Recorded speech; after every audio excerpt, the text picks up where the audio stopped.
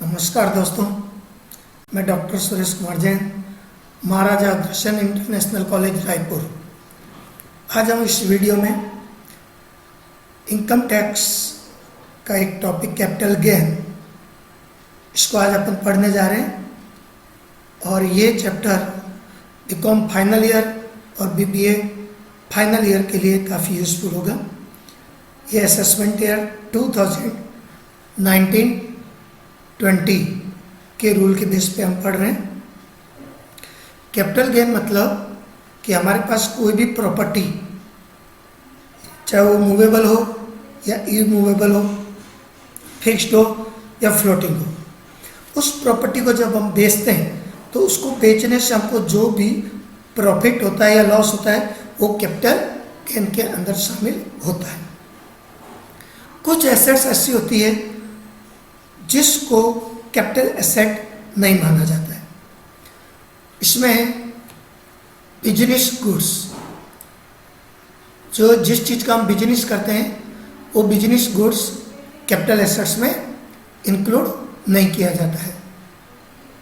Moving assets जो personal use में होती है हमारे, जैसे क्लॉथ, फर्नीचर, यूटेंसिल्स यानी बर्तन, व्हीकल्स, टीवी, फ्रिज, ये जो हम घर में पर्सनल यूज में लेते हैं, इसको भी कैपिटल एसेट्स नहीं माना जाता है। लेकिन इसमें ये आपका एक नोट है कि सोना, चांदी, हीरे, जवाहरात या इनके जड़े हुए कपड़े जिसमें कोई चांदी का वर्क हो या हमारे पास कोई चांदी के बर्तन हैं, तो ये पर्सनल यूज में होने के बावजूद भी इसको कैपिटल एसेट माना जाता है।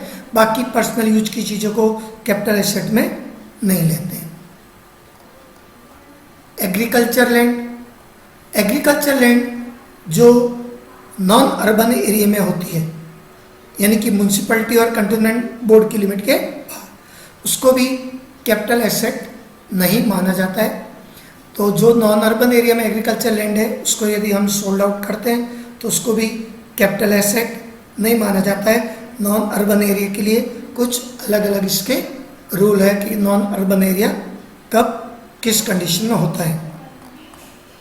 इसके अलावा हमारे पास कोई गोल्ड बॉन्ड्स है 1977, यानी कि जो 1977 में गवर्नमेंट ने इशू किया होगा, gold bonds 1980, national defence gold bonds 1980, special bearer bonds 1991, gold deposit bonds 1999। ये हमने जितनी भी चीज़ें अभी पढ़ी ये कैपिटल एसेट के अंदर नहीं आती है। इनको यदि हम सेल करेंगे तो इसको कैपिटल एसेट नहीं माना जाता है और इस पर कैपिटल गेन का कैलकुलेशन नहीं होगा। अब कैपिटल एसेट्स दो टाइप की होती है, एक शॉर्ट टर्म कैपिटल एसेट और एक long term capital asset. Short term capital asset वो होती है जो हमारे पास बेचने की डेट के जस्ट पहले 36 मंथ्स से कम रही हो। 36 मंथ्स या उससे कम है तो वो शॉर्ट टर्म कैपिटल एसेट कहलाती है, और उसको बेचने से जो भी हमको प्रॉफिट होता है वो शॉर्ट टर्म कैपिटल गेन कहलाएगा। इसमें एक ये नोट है कि हमारे पास कोई फिक्स्ड एसेट्स है जिस पर हम डेप्रीशिएशन चार्ज करते हैं, तो ऐसी एसेट्स कितनी भी पुरानी क्यों ना हो, उसको बेचने से जो भी प्रॉफिट होगा वो शॉर्ट टर्म कैपिटल गेन ही कहलाएगा। क्योंकि इसमें जो प्रॉफिट का कैलकुलेशन होता है वो उसकी ओरिजिनल कॉस्ट के बेस पे नहीं होता है, वो उसकी रिटन डाउन वैल्यू के बेस पे होता है। इसलिए कोई भी फिक्स्ड एसेट्स जिस पे हम डेप्रिशिएशन चार्ज करते हैं वो कितनी भी पुरानी क्यों ना हो, उसको बेचने से जो भी प्रॉफिट या लॉस होगा वो शॉर्ट टर्म होगा, लॉन्ग टर्म में नहीं कहलाएगा। Long term capital assets, long term capital asset वो होती है जो हमारे पास बेचने की डेट के 36 मंथ्स से ज़्यादा पीरियड के लिए हो, यानी कि जिस डेट को हमने बेचा है उसके पहले वो हमारे पास 3 साल यानी कि 36 मंथ से ज़्यादा पीरियड के लिए था, लेकिन इसमें कुछ और ध्यान रखना है हमको। In the case of shares, listed securities, units of unit trust of India यानी कि यूनिट यूटीआई के units, mutual funds held by the SSC for more than 12 months, and in the case of land and building and unlisted shares more than 24 months। यानी कि हमारे पास कोई listed securities है तो वो 12 महीने से ज़्यादा होने पर लॉन्ग टर्म में आ जाता है। लैंड एंड बिल्डिंग है तो वो 2 साल यानी 24 मंथ से ज़्यादा होने पर वो लॉन्ग टर्म हो जाता है। लेकिन बाकी एसेट्स जो होती है वो 3 इयर्स यानी कि 36 मंथ से ज़्यादा होने पर ही वो लॉन्ग टर्म कहलाएगी, और उसको बेचने से जो भी प्रॉफिट होगा वो लॉन्ग टर्म कैपिटल गेन कहलाता है। अब calculation of short term capital gain की, शॉर्ट टर्म कैपिटल गेन का कैलकुलेशन कैसे करते हैं तो उसका फॉर्मेट देखिए आपके सामने है। सबसे पहले उसकी सेलिंग प्राइस की हमने उसको कितने में सोल्ड आउट किया, फिर उसमें से माइनस कर दिया जाता है उसको बेचने से जो भी हमारे एक्सपेंसेस होते हैं, जैसा कोई एडवर्टीजमेंट हमने किया उसको बेचने के लिए या किसी ब्रोकर के थ्रू बेचे हैं तो उसकी ब्रोकरेज है या कमीशन है, तो ट्रांसफ़र और सेलिंग एक्सपेंसेस उसमें से माइनस हो जाते हैं। तो फिर जो अमाउंट रिमेनिंग होगा उसको बोलते हैं नेट सेल कंसिडरेशन। फिर माइनस कर दिया जाता है उसमें से cost of acquisition of asset, यानी कि हमने उस एसेट्स को कितने में परचेज किया था वही उसकी कॉस्ट ऑफ एक्विजिशन होती है। और परचेज करते समय उसमें कुछ भी एक्सपेंसेस किए तो वो भी ऐड हो जाते हैं, वो सब टोटल उसका कॉस्ट ऑफ एक्विजिशन होगा। फिर कॉस्ट ऑफ इम्प्रूवमेंट आफ्टर 31 मार्च 2001, यदि हम उस एसेट्स के रिलेशन में 31 मार्च 2001 के बाद कुछ भी इम्प्रूवमेंट खर्चे किए हैं, जैसे बिल्डिंग वगैरह में ये इम्प्रूवमेंट खर्चा हो सकता है, जैसे हमने कोई एक बिल्डिंग परचेज की और परचेज करने के बाद हमने उसमें एक फ्लोर और बना दिया या उसमें कुछ 2 रूम और बना दिए या कुछ ऐसा एडिशन किया जिससे उसकी वैल्यू बढ़ जाती है, तो वो कॉस्ट ऑफ इम्प्रूवमेंट कहलाता है। तो ये भी इसमें नेट सेल कंसिडरेशन से माइनस हो जाएगा। उसके बाद जो रिमेनिंग वैल्यू होगा वो होगा शॉर्ट टर्म कैपिटल गेन। तो ये था format short term capital gain कैसे कैलकुलेट करते हैं। इसमें एक नोट है कि शॉर्ट टर्म कैपिटल लॉस को केवल शॉर्ट टर्म कैपिटल लॉस को शॉर्ट टर्म कैपिटल गेन या लॉन्ग टर्म कैपिटल गेन दोनों में से किसी से भी सेट ऑफ किया जा सकता है, जबकि लॉन्ग टर्म कैपिटल लॉस को केवल लॉन्ग टर्म कैपिटल गेन से ही सेट ऑफ कर सकते हैं। अब इस शॉर्ट टर्म कैपिटल गेन के एक छोटे से एग्जाम्पल को हम एक्सप्लेन करते हैं कि शॉर्ट टर्म कैपिटल गेन कैसे कैलकुलेट होगा। An SSC purchased an old house for ₹3,60,000 on 1st January 2017 and spent ₹60,000 for registration, यानी कि 3,60,000 में उन्होंने मकान परचेज किया और 60,000 उसमें रजिस्ट्री का खर्चा किया, तो इसका कॉस्ट ऑफ एक्विजिशन दोनों ऐड करके हो जाएगा 4,20,000 एंड ₹80,000 फॉर इम्प्रूवमेंट का खर्चा किया इस हाउस के लिए ₹80,000। ही sold this house for ₹7,50,000 on 1st अगस्त 2018।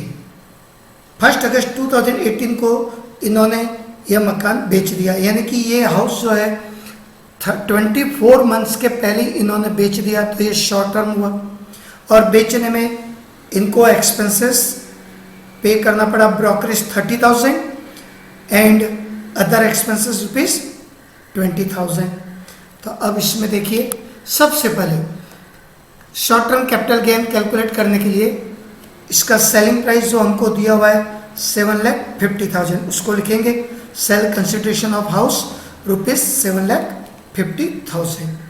फिर सबसे पहले माइनस होगा सेलिंग एंड ट्रांसफर एक्सपेंसेस, जिसमें ब्रोकरेज दिया हुआ है 30,000 एंड अदर एक्सपेंसेस 20,000।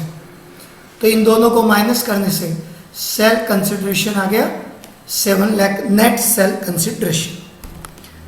फिर हम माइनस कर देंगे कॉस्ट ऑफ एक्विजिशन 3,60,000 प्लस 60,000 उसका रजिस्ट्रेशन का एक्सपेंसेस, दोनों मिला के total 4,20,000 and cost of improvement जो क्वेश्चन में दिया हुआ है हमको 80,000। तो अब इन दोनों को माइनस कर देंगे तो short term capital gain calculate हो जाएगा।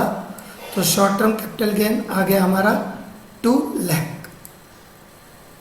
तो ये हमने इस एग्जाम्पल से समझा कि शॉर्ट टर्म कैपिटल गेन कैसे कैलकुलेट करते हैं। अब नेक्स्ट हम लॉन्ग टर्म कैपिटल गेन को समझ रहे हैं। इसका फॉर्मेट देखिए स्क्रीन में हमारे सामने है।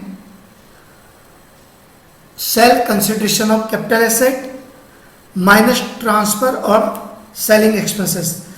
तो ये नेट सेल कंसिडरेशन तक तो सेम फॉर्मेट है, कोई इसमें चेंजेस नहीं है।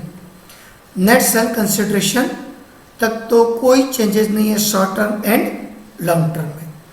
अब इसके बाद लॉन्ग टर्म में जो हम माइनस करेंगे कॉस्ट ऑफ एक्विजिशन और इम्प्रूवमेंट, उसका इंडेक्स कॉस्ट कैलकुलेट होता है।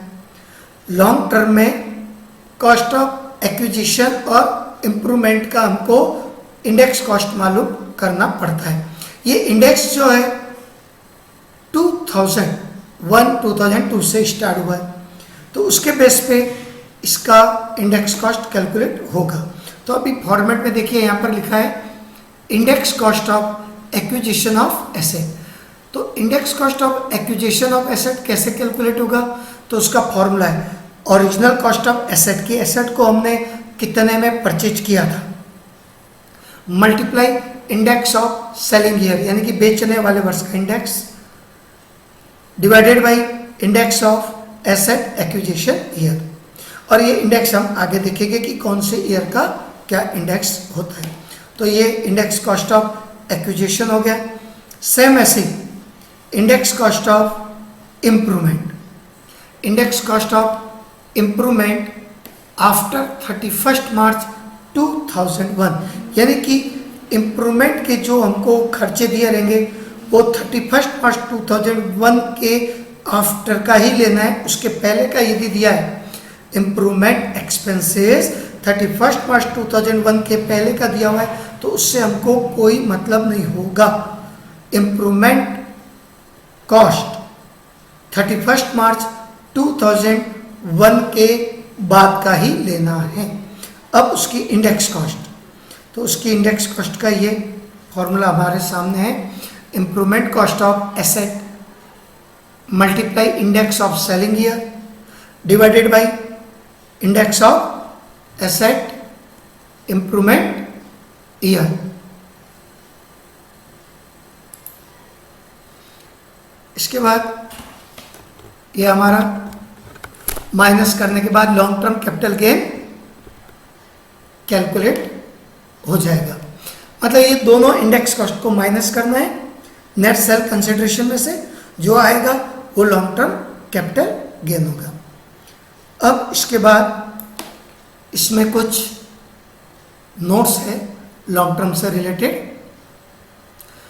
Notes number 1, cost inflation index is not applicable in case of long term bonds and debentures. यदि हमारे पास कोई लॉन्ग टर्म बॉन्ड्स या डिवेंचर्स है उसमें कॉस्ट इन्फ्लेशन इंडेक्स कैलकुलेट नहीं होगा except capital index bonds issued by government. Government द्वारा जो कैपिटल इंडेक्स बॉन्ड्स इश्यू है उसको छोड़ के बाकी कोई भी बॉन्ड्स या डिवेंचर्स में कॉस्ट इन्फ्लेशन इंडेक्स एप्लीकेबल नहीं होता है, उसमें डायरेक्ट माइनस हो जाएगा। Next notes number 2, if shares or debentures of Indian company has been acquired by a non-resident SSC यानी NRI, in foreign currency and transferred, then inflation cost is not deducted in computing capital gain। यानी कि हमको ये भी ध्यान रखना है कि कोई एनआरआई है और वो इंडियन कंपनी के शेयर्स या डिबेंचर फॉरेन करेंसी में परचेज करता है और ट्रांसफ़र करता है, तो उसमें भी इंडेक्स कॉस्ट कैलकुलेट नहीं होगा। नेक्स्ट नोट्स नंबर 3 है इसका, long term capital loss can be set of only from long term capital gain. यानी कि लॉन्ग टर्म कैपिटल लॉस को केवल लॉन्ग टर्म कैपिटल गेन से सेटअप कर सकते हैं, जबकि शॉर्ट टर्म कैपिटल लॉस को लॉन्ग टर्म या शॉर्ट टर्म दोनों में से किसी से भी सेटअप किया जा सकता है।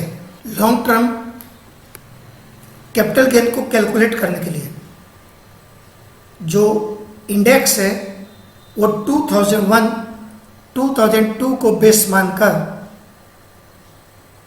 गवर्नमेंट द्वारा हर साल डिक्लेयर किया जाता है। तो यहाँ पर देखिए स्क्रीन में आपके सामने है कॉस्ट इन्फ्लेशन इंडेक्स, जो 2001-2002 का 100 है बेस, और अभी हमारा जो असेसमेंट ईयर है 1920, उसके लिए प्रीवियस ईयर 18-19 का 280 है। यदि हमने कोई भी एसेट्स 2001-2002 के पहले से परचेज किए तो 2001-2002 का ही उसका कॉस्ट ऑफ एक्विजिशन का इंडेक्स लेंगे। इसके लिए देखिए नीचे में जो नोट्स दिया हुआ है इसका, जो स्क्रीन में आपको दिख रहा है, if SSC held the assets since 1 April 2001 और before, date of acquisition of such asset will be considered 1 April 2001 and index cost of such asset will be calculated as follow। यानी कि कोई एसेट हमने 1 अप्रैल 2001 के पहले से खरीदी है तो 1 अप्रैल 2001 को ही उसका कॉस्ट ऑफ एक्विजिशन मानेंगे, और उसकी जो एक्चुअल कॉस्ट है जितने में हमने उसको परचेज किया था और 1 अप्रैल 2001 का उसका जो फेयर वैल्यू है, मार्केट वैल्यू, उन दोनों को कंपेयर किया जाएगा और दोनों में जो ज़्यादा होगा विच एवर इज है वही उसकी कॉस्ट ऑफ एक्विजिशन होगी, और उसी के बेस पे उसका फिर इंडेक्स कॉस्ट कैलकुलेट होगा। तो उसका यहाँ पर फॉर्मूला दिया हुआ है, ओरिजिनल कॉस्ट और market value on 1 April 2001 which ever is less, जो दोनों में ज़्यादा होगा, into index of selling year, जिस साल में हम बेच रहे हैं उस साल का इंडेक्स, और डिवाइडेड बाय 100। अब हमको ये ध्यान रखना है कि अप्रैल 2001 के पहले यदि एसेट्स परचेज किए तो 1 अप्रैल 2001 का जो उसका फेयर मार्केट वैल्यू होगा वो, और एक्चुअल कैश जो दोनों में ज़्यादा होगा उसी को हमें लेना है इंडेक्स कैलकुलेट करने के लिए।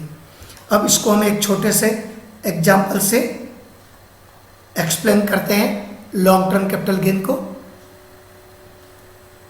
एग्जाम्पल आपके सामने स्क्रीन में है इसका।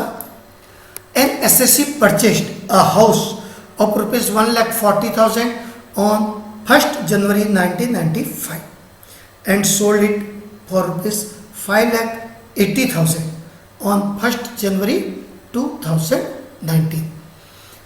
Fair value of this house was rupees 1,50,000 on 1st April 2001। Calculate long term capital gain. अब यहाँ पर देखिए कि हमने हाउस जो परचेज किया था वो 1 जनवरी 1995 में, यानी कि ये 24 मंथ से ज़्यादा है, यानी कि काफ़ी ओल्ड हाउस है, तो ये हमारे लिए लॉन्ग टर्म है। हमने इसको परचेज किया था 1,40,000 में, और 1 अप्रैल 2001 का इसका जो फेयर मार्केट वैल्यू है वो 1,50,000। तो अब हमको इसकी कॉस्ट ऑफ एक्विजिशन 1 अप्रैल 2001 की मार्केट वैल्यू और एक्चुअल कॉस्ट दोनों में जो ज़्यादा है विच एवरेज है उसको लेना है। तो यहाँ पर 1,50,000 जो इसकी मार्केट वैल्यू है वो ज़्यादा है, तो जब हम इसका इंडेक्स कैलकुलेट करेंगे कॉस्ट ऑफ एक्विजिशन का, तो इसका जो 1 अप्रैल 2001 का मार्केट वैल्यू है उसी के बेस पे करेंगे। तो अब देखिए इसका सॉल्यूशन, इसको कैसे सॉल्व करेंगे। सबसे पहले इसका सेल कंसिडरेशन जो क्वेश्चन में दिया हुआ है 5,80,000, और इसको बेचने से कोई एक्सपेंसेस होता है तो वो माइनस हो जाता है। तो इस क्वेश्चन में इसका सेलिंग या ट्रांसफर एक्सपेंसेस कुछ भी नहीं दिया है, तो वो हमारा हो जाएगा नहीं, और उसको माइनस करने के बाद जो वैल्यू बचेगी उसको बोलेंगे नेट सेल कंसिडरेशन। तो इसमें नेट सेल कंसिडरेशन वही हो गया, क्योंकि सेलिंग एक्सपेंसेस कुछ भी नहीं है। नेक्स्ट, अब इसकी इंडेक्स कॉस्ट ऑफ एक्विजिशन हमको कैलकुलेट करके माइनस करनी है। तो जिसका फॉर्मूला हमने पढ़ा था, तो यहाँ पर जो हम कैलकुलेट करेंगे इंडेक्स कॉस्ट, वो इसकी फेयर मार्केट वैल्यू के बेस पे जो 1,50,000 है, फिर इनटू बेचने वाले वर्ष का इंडेक्स 280, क्योंकि हम इसको 18-19 प्रीवियस ईयर में बेच रहे हैं, तो उसका इंडेक्स आ जाएगा 280 और डिवाइडेड बाई 100, 2001-2002 का इंडेक्स जो 100 है। अब इसको सॉल्व करने से हमारी वैल्यू आई 4,20,000। अब इस इंडेक्स कॉस्ट ऑफ एक्विजिशन को नेट सेल कंसिडरेशन में से हम माइनस कर देंगे, तो ये आ जाएगा हमारा लॉन्ग टर्म कैपिटल गेन 1,60,000। तो ये हमारा taxable long term capital gain हो गया, क्योंकि लॉन्ग टर्म कैपिटल गेन में से कुछ एग्जम्पशन माइनस होती है, और वो यदि एग्जम्पशन कुछ भी एप्लीकेबल नहीं है तो ये हमारा taxable long term capital gain है। लॉन्ग टर्म कैपिटल गेन से क्या क्या एग्जम्पशन माइनस होता है वो हम अपने नेक्स्ट वीडियो में आपको एक्सप्लेन करेंगे। तो मैं एक्सपेक्ट करता हूँ कि ये हमारा वीडियो हमारे बीकॉम फाइनल ईयर और बीबीए फाइनल ईयर स्टूडेंट के लिए काफ़ी यूज़फुल होगा। नमस्कार।